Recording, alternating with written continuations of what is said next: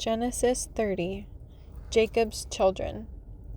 Now when Rachel saw that she bore Jacob no children, Rachel envied her sister and said to Jacob, "Give me children, or else I die." And Jacob's anger was aroused against Rachel, and he said, "Am I in the place of God, who has withheld from you the fruit of the womb?" So she said, "Here is my maid Bilhah. Go into her, and she will bear a child on my knees, that I also may have children by her." Then she gave him Bilhah her maid as wife, and Jacob went into her. And Bilhah conceived and bore Jacob a son. Then Rachel said, "God has judged my case, and he has also heard my voice and given me a son." Therefore she called his name Dan. And Rachel's maid Bilhah conceived again and bore Jacob a second son. Then Rachel said, "With great wrestlings I have wrestled with my sister, and indeed I have prevailed." So she called his name Naphtali. When Leah saw that she had stopped bearing, she took Zilpah her maid and gave her to Jacob as wife. And Leah's maid Zilpah bore Jacob a son. Then Leah said, "A troop comes," so she called his name Gad. And Leah's maid Zilpah bore Jacob a second son. Then Leah said, "I am happy, for the daughters will call me blessed." So she called his name Asher. Now Reuben went in the days of wheat harvest and found mandrakes in the field, and brought them to his mother Leah. Then Rachel said to Leah, "Please give me some of your son's mandrakes." But she said to her, "Is it a small matter that you have taken away my husband? Would you take away my son's mandrakes also?" And Rachel said, "Therefore he will lie with you tonight for your son's mandrakes."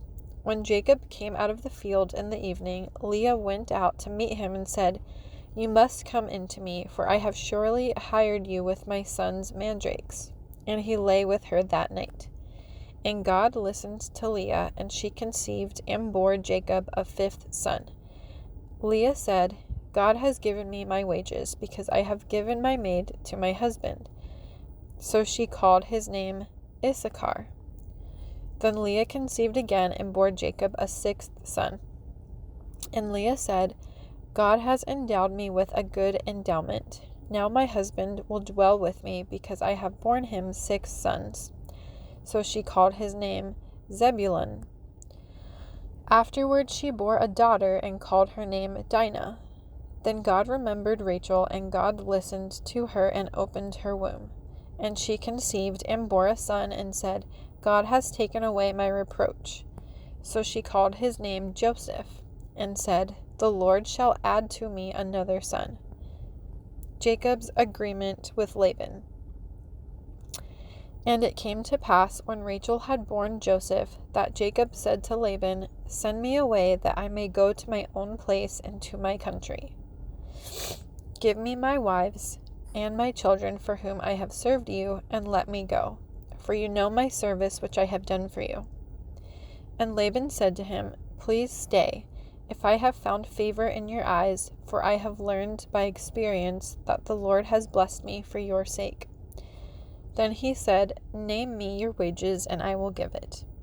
So Jacob said to him, "You know how I have served you, and how your livestock has been with me. For what you had before I came was little, and it has increased to a great amount. The Lord has blessed you since my coming. And now, when shall I also provide for my own house?" So he said, "What shall I give you?" And Jacob said, "You shall not give me anything. If you will do this thing for me, I will again feed and keep your flocks.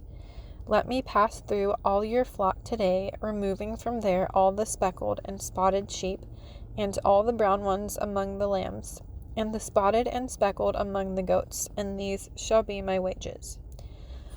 So my righteousness will answer for me in time to come, when the subject of my wages comes before you. Everyone that is not speckled and spotted among the goats, and brown among the lambs, will be considered stolen if it is with me." And Laban said, "Oh, that it were according to your word." So he removed that day the male goats that were speckled and spotted, all the female goats that were speckled and spotted, every one that had some white in it, and all the brown ones among the lambs, and gave them into the hands of his sons. Then he put 3 days' journey between himself and Jacob fed the rest of Laban's flocks. Now Jacob took for himself rods of green poplar and of the almond and chestnut trees, peeled white strips in them, and exposed the white which was in the rods. And the rods which he had peeled he set before the flocks in the gutters, in the watering troughs where the flocks came to drink, so that they should conceive when they came to drink. So the flocks conceived before the rods, and the flocks brought forth streaked, speckled, and spotted. Then Jacob separated the lambs and made the flocks face toward the streaked and all the brown in the flock of Laban. But he put his own flocks by themselves and did not put them with Laban's flock. And it came to pass, whenever the stronger livestock conceived, that Jacob placed the rods before the eyes of the livestock in the gutters, that they might conceive among the rods. But when the flocks were feeble, he did not put them in, so the feebler were Laban's, and the stronger Jacob's.